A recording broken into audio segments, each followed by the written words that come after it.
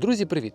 Мабуть, ви чули таке висловлювання, що вишні не обрізають, вони і так добре плодоносять. Але, друзі, всі дерева потрібно обрізати, але потрібно знати, як вірно це робити. Ось подивіться, навіщо вирощувати таке високе дерево, щоб тільки ось там на кінчиках збирати врожай. І це стосується усіх дерев, не тільки вишні, тому що в основному врожай починає формуватися на однорічних або дворічних гілках. На старих гілках плодові бруньки вже не формуються. Це ж стосується і вишні. Ось це плодові букетні бруньки. Вони формуються на самих кінчиках. І ось він, як ви бачите, однорічний приріст, це вже дворічний приріст, а тут вже гілка йде в нас ще старіше. І якщо ми прослідкуємо від кінчиків до стовбура, то ми побачимо, що ось тільки тут в нас є врожай, а ось тут ми бачимо голі гілки. Врожаю тут у нас не буде. Як ви можете бачити, ось вона йде далі, також і там пішла, і ось там все голе, тільки ось тут на кінчиках. І чому так виходить? Тому що це дерево не бачило обрізки. Гілка виросла, спочатку вона була невелика і в плодових бруньках. Один рік вона відплодоносила і потім почала нарощувати ще гілки і плодоносити на ось цих гілках. А та гілка стала пустою. Потім іще на наступний рік наростила нових гілочок, на них є врожай, а на ось цьому всьому прирості вже врожаю нема. Дерево розширюється, розростається вгору по краях, і врожай в нас стікає тільки на самі кінчики. А таке велике дерево дуже корисно, мабуть, тільки птахам, а для вас воно займає дуже велику площу, дає велику тінь під деревом, під котрим практично нічого не росте. А щоб такого не було, вишню також потрібно обрізати. Перше правило, як на всіх деревах. Ті гілки, котрі ростуть усередину крони, торкаються до інших гілок або труться об них, ростуть навхрест, ми всі видаляємо на кільце.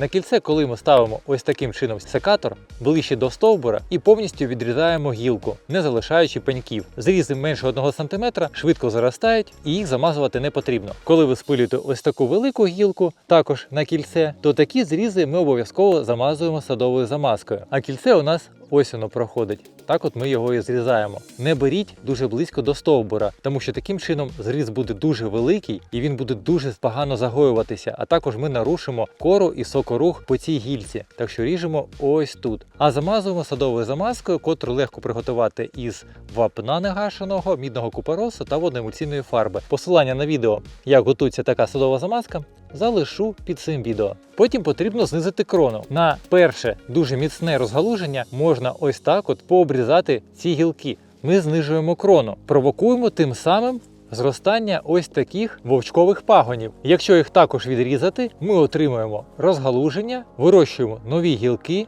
котрі вже будуть нижче, і на них вже буде закладатися врожай. І ці гілки вже формуємо нормально, обрізаючи вишню. Ну і тепер саме головне, як з кінцівок перевести врожай знову ж таки ближче до центру, зменшивши тим самим крону і позбутися від пустих гілок. Беремо гілку, слідкуємо, куди вона йде, шукаємо найближче розгалуження до скелетної гілки або ж до стовбура, якщо у вас ще молода вишня, і ось тут її обрізаємо. Що ми отримуємо? Гілка стала набагато коротша, на ній піде розгалуження, і на наступний рік вже закладеться новий врожай. Таким чином, у цьому році ми обрізаємо зайві гілки, робимо їх коротшими, зменшуємо крону і закладаємо на наступний рік дуже великий врожай, котрий буде на нових гілках. Так, ми зараз обрізаємо частину гілок, котрі вже є з врожаєм, але не обов'язково всі гілки так обрізати. Вирізаємо частину скелетних гілок, котрі розрослись дуже високо, тим самим провокуючи виростання вовчкових пагонів, з котрих потім формуємо нові гілки. Потім ужимаємо, зменшуємо розмір невеличких гілочок, тим самим також провокуємо наростання нових гілок, котрі будуть вже з врожаєм і будуть ближче до центра дерева. Тому що такі гілки, вони дуже довгі, вони звисають донизу, вони не пружні і навіть під невеликим врожаєм, а також під власною вагою з листям, вони просто відламуються при вітрові. Я думаю, ви не раз з таким стикалися, коли гілки на вишні відламуються. Давайте я вам ще раз продемонструю. Дивимося на гілку. Наприклад, ось цю ми можемо ужати на ось це розгалуження. Тут ми залишаємо врожай, а ось цю довгу ми обрізаємо на ось це бічне розгалуження. У нас залишається врожай і провокуємо тим самим наростання нових гілочок. Тому що, як я і казав, тут у нас гілочки не нарощуються. Це в нас плодові бруньки. Також і тут гілка, котра у нас росте до крайнього товстого розгалуження, ми її зрізаємо. І цю також, котра гола висить, ми вкорочуємо, щоб ці гілки у цьому році розрослись і стали більш товстими, і заклали наступного року більший врожай. І так ми робимо з усіма гілками. Також є ось такі тоненькі гілочки, вони знаходяться всередині крони під іншими гілочками. Вони не бачать сонця, не бачать нормального провітрювання, і тому вони відсихають дуже швидко, ще молодими. Їх ми також повністю видаляємо. В основному це ті гілки, котрі ростуть дуже близько до скелетної гілки, а також котрі ростуть чітко вертикально, але вниз. Ось вони звисають, і ось вони повністю сухі. Але також пам'ятайте, ми можемо прибрати з дерева приблизно 1/3 гілок, щоб дерево не страждало, нормально росло, давало врожай